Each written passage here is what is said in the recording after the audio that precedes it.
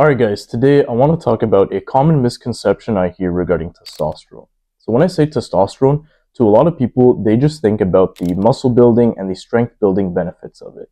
And while those are positive effects, they're just the secondary effects related to testosterone's primary goal, which is to help you pass on your genes.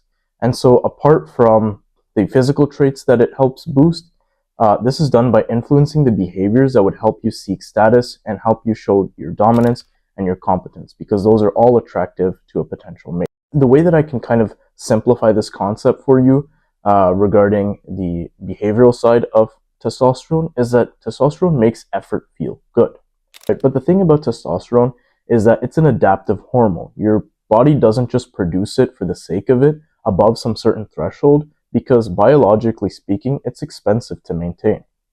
And so what your brain does is it constantly analyzes your environment to see, does this person require high confidence? Does this person require high energy, dominance in their discipline? Are there people that they need to compete with? Are there potential women or potential mates that they can pass on their genes with? Right. So this is kind of why I say that you can't just focus on sleep, nutrition, and exercise.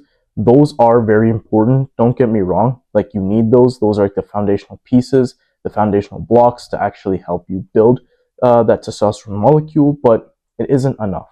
These habits are the foundation, but they are incomplete without giving your body an actual reason by having status gaining opportunities to produce testosterone.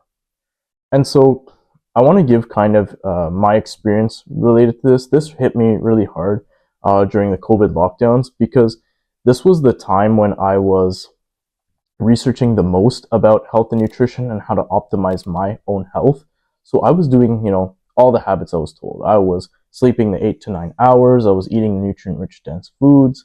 I was being consistent with my workouts and adding different types of workouts, right? I was doing like all these stuff on paper that would be helping me, really boost my testosterone levels. And although I found small improvements in my energy and drive, I only had like a slight bump in those. And this was confirmed through the blood tests that I'd done, that I'd only have seen a small bump when I really thought that I'd be seeing a lot more, because I had such a drastic difference in my nutrition. And so after lockdowns had ended, that's when I, learned this fact about testosterone and, just as healthy living as a whole, right? This doesn't just apply to one hormone, this applies to your body as a whole. Because when I got thrown back into social settings where I was, competing with other people, whether that be in work, in sports, in school, and I was, being around my friends, being around people that, other men that I could compete with, but then also women that I found attractive. This helped me, ramp up my energy and drive, because now my body saw a reason to ramp up, my hormonal output. And so we don't just see this, in anecdotes, and, this isn't just me like bro sciencing, what I'm saying. Like, the research backs this up, the mechanisms back this up. You can see like many studies about competition where, the person, if they feel like their status is being threatened, or if they feel like they can gain status, their testosterone rises, and, their energy, their drive, all of that rises.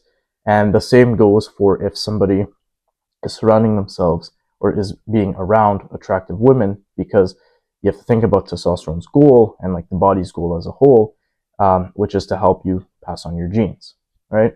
So I kind of want to emphasize the balance of, you have to work on these, testosterone boosting habits that I've been calling them, like focusing on your nutrition and your health, but you have to give your body a reason to produce something that's so biologically expensive to maintain. And how do you do this? You compete, you interact socially, and you engage with other people.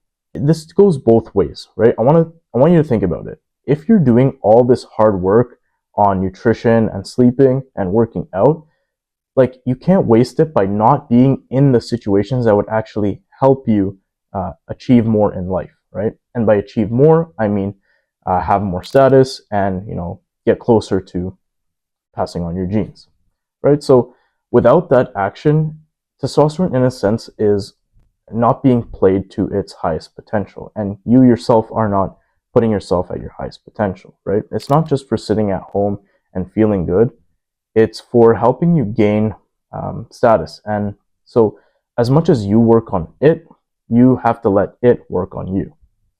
If you guys have any similar experiences to what I've had, I'd definitely like to hear, what you guys have to say in the comments below.